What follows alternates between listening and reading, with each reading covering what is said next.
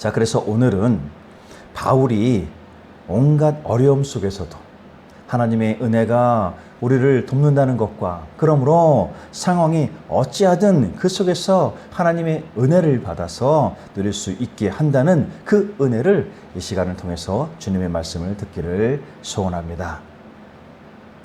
자, 먼저 바울과 고린도 교회 성도들과의 관계는 어떻게 시작이 됩니까?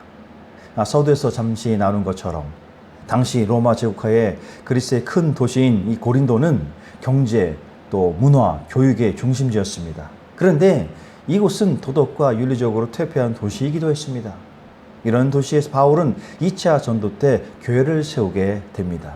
그러나 교회를 둘러싼 도시의 타락한 문화와 풍습으로 온갖 문제를 겪게 됩니다.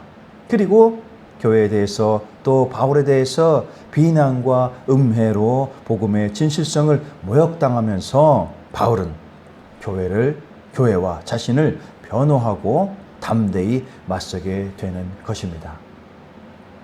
자, 이러므로 오늘 고린도 후서에서 바울은 자신을 받아들이라고 하면서 고린도 교회를 미혹하는 사단의 강궤를 조심하라고 말을 하고 있습니다.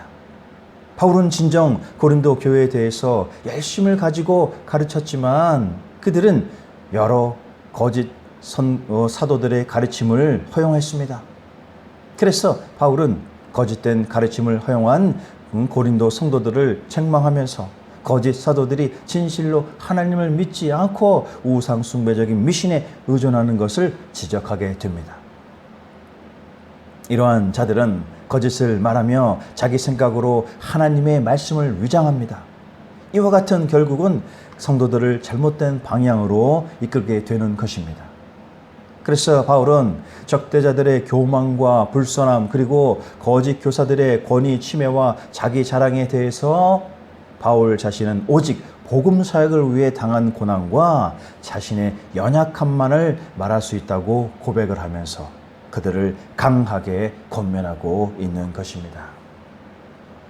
그렇다면 고린도 교회와의 관계에서 구체적으로 어떤 문제들이 나타나고 있는 것입니까?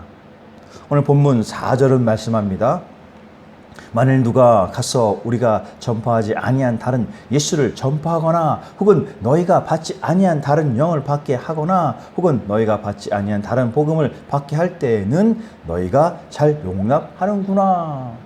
자, 이것을 현대인 성경으로 보면 그것은 누가 여러분에게 와서 우리가 전하지 않는 다른 예수나 여러분이 받지 않는 다른 영이나 다른 복음을 전할 때 여러분이 너무나 쉽게 받아들이기 때문입니다 라고 말씀을 하고 있습니다. 바울은 예수 그리스도를, 복음을, 또 복음 사역을 하는 교회를 적대자들의 교만과 불순함으로 물들게 하는 것을 결단코 용납할 수가 없었습니다. 자, 우리가 있는 이 건물 앞에 길목에서 매주 몇몇 진짜 이단들이 노방 포교를 합니다. 이름만 대면 다 아는 그런 집단에 속한 인간들인데 아주 멀쩡하게 생겼습니다.